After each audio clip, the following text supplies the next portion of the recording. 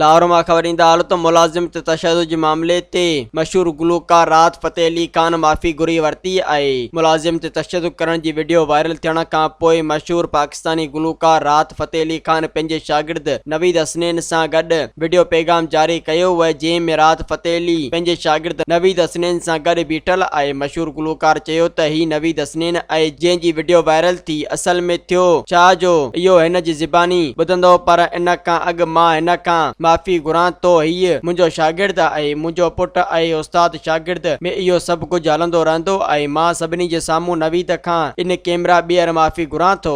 मज़ीद ख़बरनि ऐं तफ़सीलात लाइ विज़िट कयो असांजी वेबसाइट www.awamiNewsHD.com ऐं ॾिसंदा रहो अवामी न्यूज़ HD।